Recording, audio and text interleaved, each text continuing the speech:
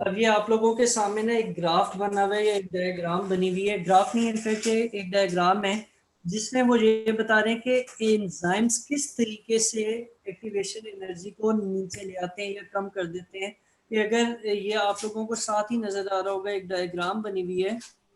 आप लोगों को साथ ही नजर आ रहा होगा, एक डायग्राम बनी हुई है जो मैं कल आप लोगों को थोड़ी सी एक्सप्लेन करने की कोशिश भी की थी। इसमें क्या है कि इस बंदे ने ये पत्थर को मूव करके लाना है इस जगह पर, और अल्टीमेटली वो इसे यहाँ पर लाना चाहता है। तो इसको सिर्फ काम पत्थर खुद अपनी जगह पर जहां वो लाना चाहता है आ जाएगा, लेकिन उसके लिए इसे कम से कम इसको यहाँ पर इसके टॉप पर पहुंचाना जरूरी है। ठीक है, तो वो जो एनर्जी इसे इस जगह पर लाने के लिए लगेगी कि प्रोसेस आगे खुद चल पड़ेगा, वो एनर्जी एक्टिवेशन एनर्जी कहलाती है। और वो इंजाइम्स क्या हैं, वो किसी भी रिएक्शन में जो बॉडी के अंदर रिएक्शंस होते हैं उसमें एक्टिवेशन एनर्जी को किस तरीके से अफेक्ट करते हैं, ये अब हम इस ग्राफ में या इस डायग्राम में समझने की कोशिश कर रहे हैं। इस ग्राफ या डायग्राम में उन्होंने एक हॉरिजॉन्टल साइड पर बताया हुआ है कि रिएक्शन किस तरीके से हो रहा है और वो किस तरह प्रोग्रेस कर रहा है, कि यहाँ से रिएक्शन शुरू हो रहा है और यहाँ तक आते आते वो क्या हो रहा है, एंड हो रहा है। ये जगह उसके एंड की है। ठीक हो गया। अच्छा, और दूसरा हमने ये बताना है कि दूसरी साइड पर वाई एक्सिस पर फ्री एनर्जी है, कि जो एनर्जी उस पे यूटिलाइज हो रही है, या हमने एनर्जी के मुख्तलिफ लेवल्स दिखाए हुए हैं। अब अगर आप इस किसी भी रिएक्शन को, सबस्ट्रेट को, आपके जो रिएक्टेंट्स होते हैं इसमें मेटाबॉलिज्म्स में, इनको हम नाम देते हैं किसका, सबस्ट्रेट्स का।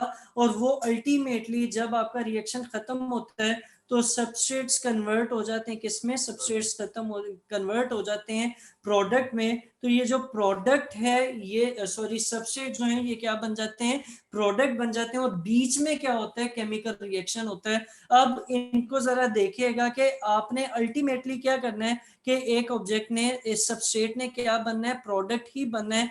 लेकिन अगर आप उसमें या उस रिएक्शन में इंजाइम यूज नहीं हो रहा, तो ग्राफ कुछ इस तरह का बनेगा कि इसको पहले एक्टिवेशन एनर्जी चाहिए होगी जो कि इस लेवल तक लेके आएगी इसको। और फिर क्या होगा कि जब वो एक्टिवेशन एनर्जी एक दफा उस सबस्ट्रेट को मिल जाएगी, तो फिर वो प्रोडक्ट बनाना शुरू करेगा और एनर्जी जो उससे चाहिए होती है वो आहिस्ता आहिस्ता कम होती रहेगी और अल्टीमेटली आपकी प्रोडक्ट आपको मिल जाएगी।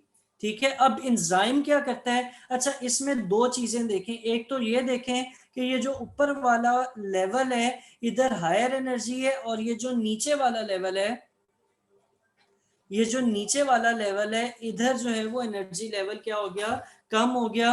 या ये सबस्ट्रेट है और यहाँ पर जो है वो सेकंड लेवल ऑफ एनर्जी है।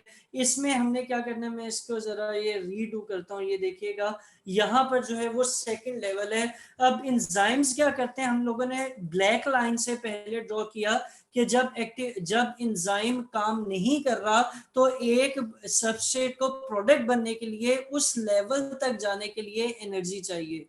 ठीक है, लेकिन जब आप उसमें या जब रिएक्शन में सबस्ट्रेट इंट्रोड्यूस करवा देते हैं, या सॉरी एंजाइम इंट्रोड्यूस करवा देते हैं, या बॉडी में एंजाइम मौजूद होता है, तो फिर क्या होता है कि ये रिएक्शन शुरू करने के लिए इसे ऊपर नहीं जाना पड़ता। जब ये इस लेवल पे आएगा, यानी असल लेवल से थोड़ा नीचे या काफी नीचे ही होगा, तो प्रोडक्ट बनना शुरू हो जाएगी। और जब तक ये यहाँ तक आएगी, सॉरी इतने बड़े लेवल पे एनर्जी नहीं चाहिए होगी, और ये प्रोडक्ट बनाने का प्रोसेस शुरू हो जाएगा। और अल्टीमेटली आपको उतनी ही प्रोडक्ट मिल जाएगी जितनी विदाउट एंजाइम मिलनी थी।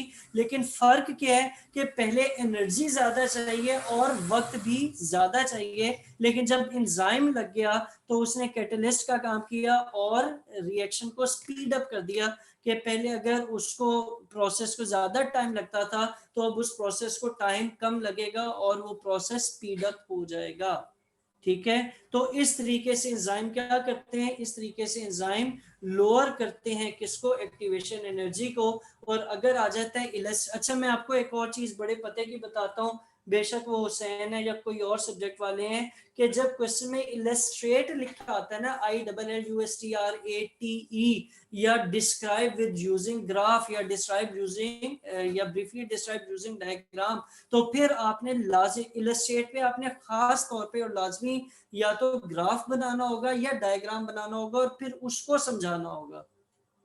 ठीक है, तो ये बेसिकली क्वेश्चन वर्ब्स होते हैं जिनकी मदद से हमें पता चलता है कि एग्जामिनर ने पूछा क्या और हम उसको उसके हिसाब से आंसर दे देते हैं। ये भी इंशाल्लाह टाइम मिला तो आप लोगों को डिटेल में बताऊंगा कि पेपर अटेम्प्ट करने के साथ साथ भी बताता रहता हूँ, लेकिन फिर आप लोगों को डिटेल में पूरा बताऊंगा कि पेपर किस तरीके से अटेम्प्ट करना चाहिए। अभी जो एंजाइम किस तरीके से एक्टिवेशन एनर्जी को लोअर करते हैं, और ये जो सामने आपके एक डायग्राम या ग्राफ बना हुआ है, इसमें कोई मसला है तो मुझे बताएं। नहीं है? नहीं है।